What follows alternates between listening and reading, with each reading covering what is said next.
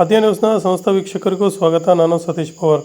ಚನ್ನಗಿರಿ ಪಟ್ಟಣದ ಪ್ರಜಾಪಿತ ಬ್ರಹ್ಮಕುಮಾರಿ ಈಶ್ವರೀಯ ವಿದ್ಯಾಲಯದಲ್ಲಿ ವೈದ್ಯರ ದಿನಾಚರಣೆ ಕಾರ್ಯಕ್ರಮ ಹಾಗೆಯೇ ಪತ್ರಿಕಾ ದಿನಾಚರಣೆ ಮತ್ತು ನಶಾಮುಕ್ತ ಭಾರತ ಎಂಬ ಕಾರ್ಯಕ್ರಮಗಳನ್ನು ಹಮ್ಮಿಕೊಳ್ಳಲಾಗಿದ್ದು, ಈ ಎಲ್ಲ ಕಾರ್ಯಕ್ರಮಗಳ ಉದ್ಘಾಟನೆಯನ್ನು ವಿದ್ಯಾಲಯದ ಸಂಚಾಲಕರಾದಂತಹ ಮಹಾದೇವಿ ಅಕ್ಕನವರು ಉದ್ಘಾಟನೆ ಮಾಡುವ ಮೂಲಕ ಚಾಲನೆಯನ್ನು ನೀಡಿದರು. ಈ ಸಂದರ್ಭದಲ್ಲಿ ವೈದ್ಯರು ಹಾಗೆ ಪ್ರಜಾಪಿತ ಬ್ರಹ್ಮಕುಮಾರಿಯ ವಿಶ್ವವಿದ್ಯಾಲಯದ ಮಹಾಲಕ್ಷ್ಮಿ ಹಾಗೆ ಜಯಶ್ರೀ ಅವರು ಸೇರಿದಂತೆ ಇತರರು ಈ ಸಂದರ್ಭದಲ್ಲಿ ಹಾಜರಿದ್ದರು.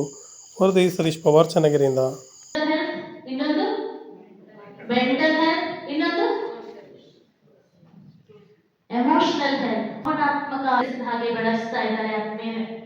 ಆಮೇಲೆ ಇನ್ನೊಂದು ಫಿಸಿಕಲ್ ಹೆಲ್ತ್ ಮುಗಿತು, ಮೆಂಟಲ್ ಹೆಲ್ತ್ ಕೂಡ ಎಷ್ಟು ಡಾಕ್ಟರ್ ಇದ್ದಾರೆ. ಅದೇ ರೀತಿ ಎಮೋಷನಲ್ ಹೆಲ್ತ್ ಕೂಡ ಅಷ್ಟೇ ಇಂಪಾರ್ಟೆಂಟ್. ಎಮೋಷನಲ್ ಹೆಲ್ತ್ ಅಂದ್ರೆ ಏನು? ಮನಸ್ಸಿನ ಆರೋಗ್ಯ, ಮಾನಸಿಕ ಆರೋಗ್ಯವನ್ನ, ಸದೃಢವಾದ ದೇಹವನ್ನ ನಿರ್ಮಾಣ ಮಾಡಲಿಕ್ಕೆ ಇವರೆಲ್ಲರೂ ಸಿದ್ಧರಿದ್ದಾರೆ.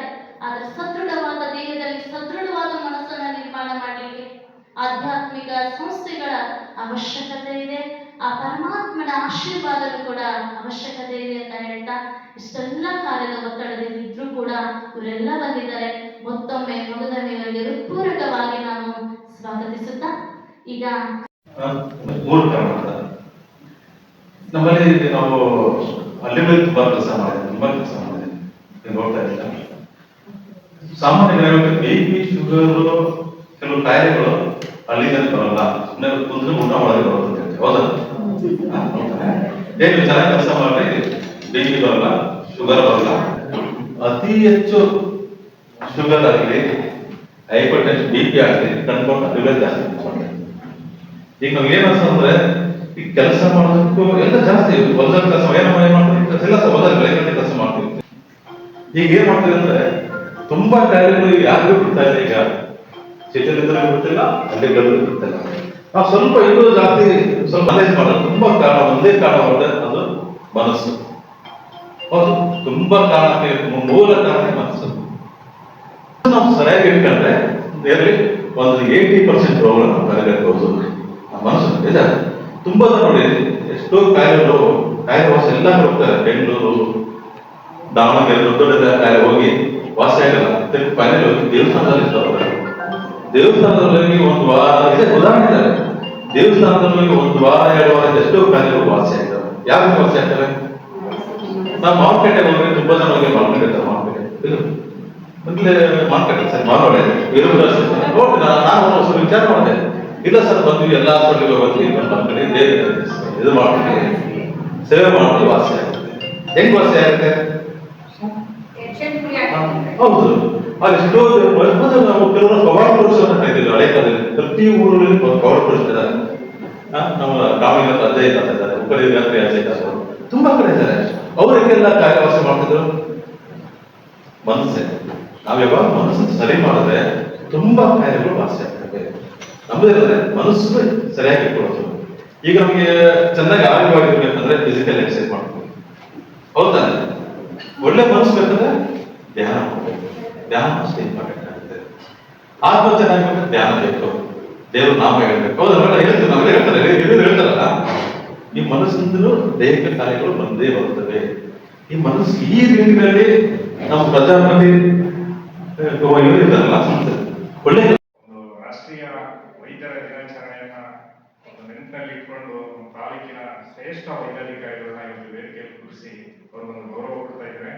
ಈ ಸಂಸ್ಥೆಗೆ ನನ್ನ ವೈಯಕ್ತಿಕವಾಗಿ ಹಾಗೂ ನಮ್ಮ ಆರೋಗ್ಯ ಮತ್ತು ಕುಟುಂಬ ಕಲ್ಯಾಣ ಇಲಾಖೆ ವತಿಯಿಂದ ತುಂಬು ಹೃದಯದ ಧನ್ಯವಾದಗಳನ್ನ ಹೇಳ್ತಾ ಈ ಕಾರ್ಯಕ್ರಮಕ್ಕೆ ಅಟೆಂಡ್ ಮಾಡಬೇಕು ಅನ್ನೋ ವಿಷಯಕ್ಕೆ ಇವತ್ತು ನಂದು ಡ್ಯೂಟಿ ಇದ್ರು ನಾನು ಚೇಂಜ್ ಮಾಡಿ ನೈಟ್ ಡ್ಯೂಟಿ ಮಾಡಿ ನಿಮ್ಮ ಕಾರ್ಯಕ್ರಮದಲ್ಲಿ ಜಾಯಿನ್ ಆಗಬೇಕು ಅಂತ ಹೇಳಿ ನೆನ್ನೆ ನೈಟ್ ಡ್ಯೂಟಿ ಮಾಡಿ ಇವತ್ತು ಬಂದಿದ್ದೀನಿ.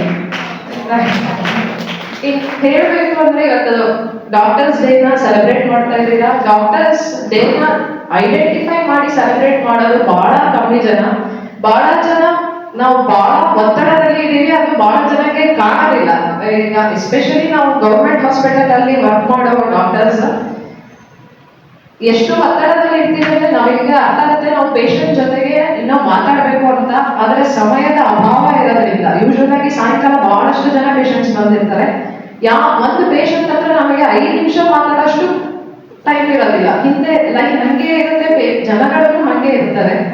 ಇವಾಗ ಎಲ್ಲ ಹೇಳ್ಬೇಕಾದ್ರೆ ಮೆಂಟಲ್ ಹೆಲ್ತ್ ಬಗ್ಗೆ ಹೇಳಿದ್ರು. Health complete definition of health it is a complete mental, physical, emotional health. ಎಲ್ಲದರೊಳಗೆ it's a mental health is more important. Mental health ಅನ್ನ ಎಷ್ಟೋ ಜನ ಬಂದಿರೋ ಪೇಷಂಟ್ಸ್ ಗಳಲ್ಲಿ ನಾವು ಸಾಯಂಕಾಲ ನೋಡೋದ್ರೊಳಗೆ 60 to 70% ಜನಕ್ಕೆ ನಾವು ಏನೂ ಆಗಲ್ಲ ಹೋಗಿ ಅಂದ್ರೇನೆ ಎಷ್ಟೋ ಕಾಯಿಲೆ ವಾಸಿಯಾಗಿರುತ್ತೆ. ಆರಾಮಾಗಿದ್ದೀರ ನಿಮಗೆ ಏನು ತೊಂದರೆ ಆಗಿಲ್ಲ ಅಂದ್ರೆ ಎಷ್ಟೋ ಕಾಯಿಲೆ ವಾಸಿಯಾಗಿರುತ್ತೆ. ಪೇಷಂಟ್ಗಳ ಜೊತೆಗೆ ನಾವು ಸಮಾಧಾನದಿಂದ ನಾವು ಮಾತಾಡೋದು ಬಹಳನೇ ಇಂಪಾರ್ಟೆಂಟ್ ಆಗಿರುತ್ತೆ. ಬಟ್ ಆದ್ರೆ ನಾವು ಗೌರ್ಮೆಂಟ್ ಒಳಗೆ ಲೋಡ್ ನಂಬರ್ ಆಫ್ ಡಾಕ್ಟರ್ಸಿಗೂ ನಂಬರ್ ಆಫ್ ಪೇಷಂಟ್ಸಿಗೂ ರೇಷಿಯೋ ಹೆಚ್ಚು ಕಮ್ಮಿ ಇರೋದ್ರಿಂದ ಜಾಸ್ತಿ ನಾವು ಪೇಷಂಟ್ಸ್ಗಳ ಜೊತೆಗೆ ಸಮಯ ಕಳೆಯೋಕ್ಕಾಗಲ್ಲ. ಬಟ್ ನಾವು ಇನ್ನೂ ಹೆಚ್ಚು ಪೇಷಂಟ್ಸ್ಗಳ ಜೊತೆಗೆ ಸಮಯ ಕಳೆಯಬೇಕು. ಅವರಿಗೂ ಇನ್ನೂ ಅವರ ತೊಂದರೆಗಳ ಬಗ್ಗೆ ಅವರಿಗೆ ವಿಸ್ತಾರವಾಗಿ ಅವ್ರಿಗೆ ಹೇಳಿದ್ರೆ ಅವ್ರಿಗೆ ಇನ್ನೂ ಚೆನ್ನಾಗಿ ಅರ್ಥ ಮಾಡ್ಕೊಳ್ತಾರೆ. ನಾವು ಯಾರಾದ್ರೂ ಪೇಷಂಟ್ಸ್ ಬಂದ ತಕ್ಷಣನೇ ಏನಾದ್ರೂ ಒಂದು ಚೀಟಿಗಳು ಬರ್ಕೊಟ್ಬಿಟ್ಟು ಇಷ್ಟು ತಗೊಳ್ಳಿ ಹೋಗಿ ಅಂತ ಹೇಳಿದ್ರೆ ಸಮಾಧಾನ ಆಗಲ್ಲ. ನಿಮಗೆ ಇರೋದು ಇಷ್ಟೇ ತೊಂದರೆ, ಇದಿಷ್ಟೇ ದಿನ ಇರುತ್ತೆ, ಇಷ್ಟೇ ಮಾತ್ರೆ ತಗೊಳ್ಳಿ, ಇಷ್ಟು ದಿನಕ್ಕೆ ಸರಿ ಆಗ್ತಿಲ್ಲ ಅಂತ ಹೇಳಿದ್ರೆ ಅಲ್ಲಿಗೆ ಕಾಯಿಲೆ ವಾಸಿ ಆಗುತ್ತೆ. ಇದು ನಮ್ಮ ಕಡೆಯಿಂದ ಬಹಳಷ್ಟು ಸತಿ ನಾವು ಪ್ರೈವೇಟ್ ಪ್ರಾಕ್ಟೀಸ್ಗಳಲ್ಲಿ, ಪ್ರೈವೇಟ್ ಡಾಕ್ಟರ್ಸ್ಗಳಲ್ಲಿ ಪೇಷಂಟ್ಸ್ ಜೊತೆಗೆ ಬಹಳನೇ ಟೈಮ್ ಸ್ಪೆಂಡ್ ಮಾಡೋಂಥ ಅವಕಾಶ ಇರುತ್ತೆ. ಬಟ್ ಗೌರ್ಮೆಂಟ್ ಒಳಗೆ ಈ ಅಭಾವ ಇರೋದ್ರಿಂದ ನಮ್ಮ ಕಡೆಯಿಂದ ಒಂದು ಅಪಾಲಜಿ ನಿಮಗೆ. ಇನ್ನ ಎಷ್ಟೊಂದು ಮೆಂಟಲ್ ಹೆಲ್ತ್ಗಳ ಬಗ್ಗೆ ಮಾತಾಡ್ತಾ ಇದ್ರು. ಮೆಂಟಲ್ ಹೆಲ್ತ್ ಬೇಕಾಗಿರೋ ಒಂದು 3 ಪಿಲ್ಲರ್ಸ್ ಅಂತ ಕರಿತೇವೆ. ಮೊದಲನೇದು ಆಹಾರ, ಎರಡನೇದು ನಿದ್ರ, ಮೂರನೇದು ಮಾನಸಿಕ ಆರೋಗ್ಯ. ಸೊ ಈ 3 ಕೂಡ ನಿಮಗೆ ಸರಿಸಮಾನವಾಗಿದೆ, ಬ್ಯಾಲೆನ್ಸ್ ಆಗಿದ್ರೆ ನಿಮಗೆ ಕಾಯಿಲೆ ಬರೋದು ಕೂಡ 90% ಕಮ್ಮಿ ಆಗುತ್ತೆ. ಸೊ ಈಗಿನ ಲೈಫ್ ಸ್ಟೈಲಲ್ಲಿ ನಾವು ಆಹಾರ ಪದ್ಧತಿಯಲ್ಲಿ ಯಾರು ಕೂಡ ಕರೆಕ್ಟಾಗಿ ಫಾಲೋ ಮಾಡ್ತಿಲ್ಲ. ಸೊ ಆಹಾರ ಪದ್ಧತಿ ನಾವು ಸರಿಪಡಿಸ್ಕೊಂಡ್ರೆ ಈ ನಿಮಗೆ ಬರ್ತಾ ಇರುವಂತಹ ಶುಗರ್ ಆಗಿರ್ಬೋದು, BP ಆಗಿರ್ಬೋದು, ಬೇರೆ PCOD ಆಗಿರ್ಬೋದು ಅಥವಾ ಒಬೆಸಿಟಿ ಆಗಿರ್ಬೋದು, ಇದನ್ನ ನೀವು ಮನೆಯಲ್ಲೇ ಕೂಡ ಮ್ಯಾನೇಜ್ ಮಾಡ್ಕೋಬಹುದು. ಸೊ ನಿದ್ರೆ ಒಬ್ಬ ಮನುಷ್ಯನಿಗೆ ತುಂಬಾ ಬಹಳ ಮುಖ್ಯ. ಸೊ ನಿದ್ರೆ ಸರಿ ಇಲ್ಲ ಅಂದ್ರೆ ನಿಮಗೆ ಮಾನಸಿಕ ಆರೋಗ್ಯ ಕೂಡ ಹಾಳಾಗ್ತಾ ಹೋಗುತ್ತೆ. ಸೊ ಇದರ ಜೊತೆಗೆ ಮಾನಸಿಕ ಆರೋಗ್ಯ. ಸೊ ಮಾನಸಿಕ ಆರೋಗ್ಯದಲ್ಲಿ ನಿಮ್ಮ ಸಂಸ್ಥೆ ಮಾಡ್ತಿರೋದು ಕೂಡ ಒಂದು ಚಿಕಿತ್ಸೆಯಲ್ಲಿ ಪ್ರಮುಖ ಭಾಗವಾಗಿ ಕೆಲಸ ಮಾಡ್ತಾ ಇದೆ. ಸೊ ಇದರ ಬಿಟ್ಟು ನಮ್ಮಲ್ಲಿ ಚಿಕಿತ್ಸೆಯಲ್ಲಿ ಒಂದು ಯುಕ್ತಿವಾಪಾಶ್ರಯ ಚಿಕಿತ್ಸಾ ಮತ್ತೆ ದೈವವಾಪಾಶ್ರಯ ಚಿಕಿತ್ಸಾ ಇರ್ತದೆ. ಸೊ ಯುಕ್ತಿವಾಪಾಶ್ರಯ ಚಿಕಿತ್ಸೆಯಲ್ಲಿ ನಾವೆಲ್ಲರೂ ವೈದ್ಯರು ಸೇರಿ ನಾವು ಟ್ರೀಟ್ಮೆಂಟ್ ಕೊಡ್ತೇವೆ.